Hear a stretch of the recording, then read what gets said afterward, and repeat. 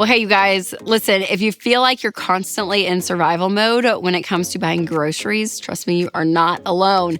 In fact, there's a legitimate reason scarcity mindset creeps in when you're walking down the aisles of a grocery store these days. And today we're going to talk about why. Plus, you'll be getting my survival guide to grocery shopping in 2025. That way you can enjoy the food that you love without worrying about the money. All right, first, do me a favor and make sure you hit that subscribe button so you can stay up to date with all the money content that you need to have to thrive this year. Okay, I'm pretty sure that I speak for everyone when I say that my grocery hauls feel way more expensive than they did a few years ago, thanks to inflation. And the data shows that since inflation started to surge more than 3 years ago, groceries are up 21% on average. So that means a few years ago, if you spent $200 a week on groceries, now you're spending around $240. And over the course of the year, that $40 every single week adds up, you guys, to close to $2,000 more that you spend on food than you did just 3 years ago.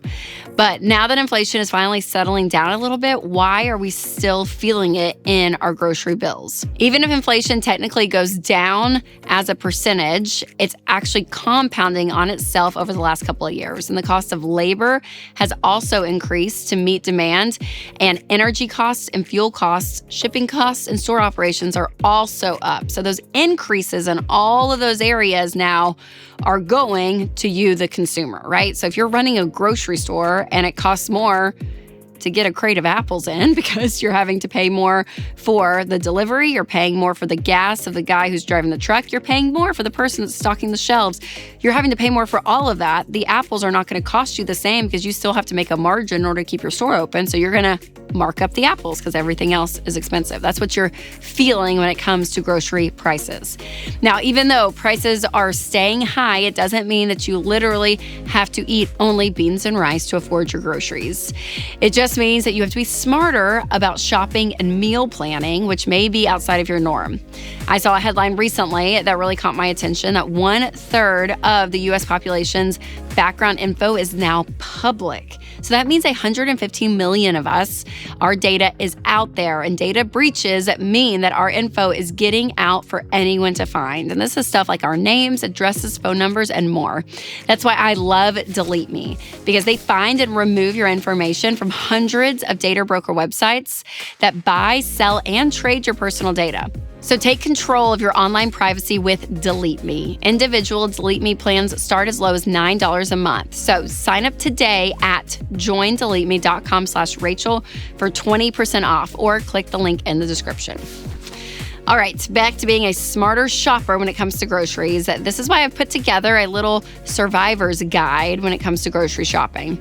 And the first thing in the guide is talking about meal planning for the week. Now, this is probably my favorite tip when it comes to groceries because it actually makes you plan what you're going to eat and what you're going to cook, which means what you're going to buy. So every Sunday, I sit down and Winston and I look at our week and we're like, okay, what's going on Monday night, Tuesday night, Wednesday night? We go through the week and figure out what days are we needing a crock pot meal? What days do I have time to cook? Or what days is he going to cook? And we just figure out what we're going to eat on every single day. And then from there, we plan the meals. So I can even go to the pantry and be like, okay, what do we have here? I'll look in the refrigerator and be like, all right, we got some salad stuff here.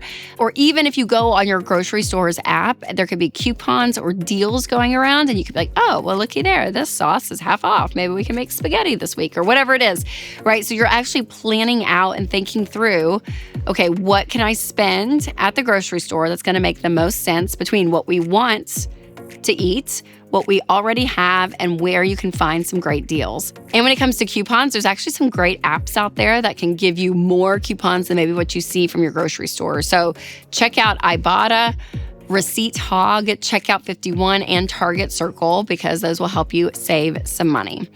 And I even have a free meal planner and grocery savings guide that I will link in the show notes so that you can check it out. Because again, I'm all about planning. I think it is so, so important. Now, the next thing that you need to do is pretty simple, but it's also really important. And that is to make a list based on everything that you want to buy. So when we talk about this, having something visual, you guys, is so key, because this will help you avoid impulse buys that will really rack up your bill.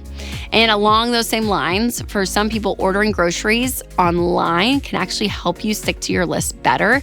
And so you're actually able to see, okay, here's the total, and does that total meet the budget? So I can remove items, and you're not aimlessly walking through aisles and throwing stuff in your cart. So if there's not an extra fee, I would actually recommend doing shopping online and then going and picking up your groceries, because it can help you save. All right, next is be intentional on where you go grocery shopping, because this is going to be huge. When you step inside of a grocery store, depending on that store, it will make or break your budget. It really will. There's like the really nice high-end organic stores that are awesome and have great food quality. And there's also a lot of budget-friendly grocery stores out there that you can still get some really great healthy foods, but they're going to be a fraction of the price. So depending on your budget and depending on where you live, there are some great grocery stores that are really budget-friendly. Aldi is one, Market Basket is one, Winco Foods, Food for Less, Costco, Walmart, and Trader Joe's. You can find some great finds there.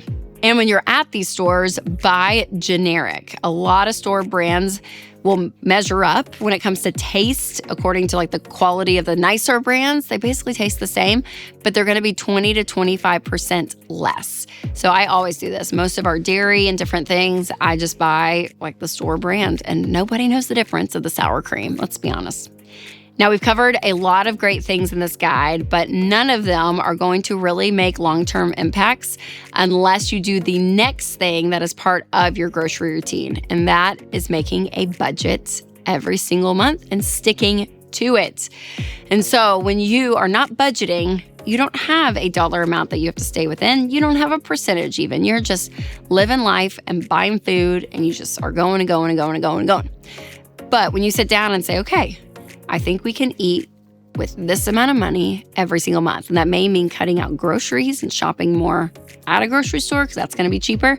But it's actually giving you guardrails and boundaries when it comes to your groceries and your food. And this is really important. A lot of people say when they first started budgeting, they feel like they got a raise, because you don't realize how much, $50 to $75 is added on when you're just kind of not making a list and you're just shopping and just thinking through, okay, I may need this or may need that.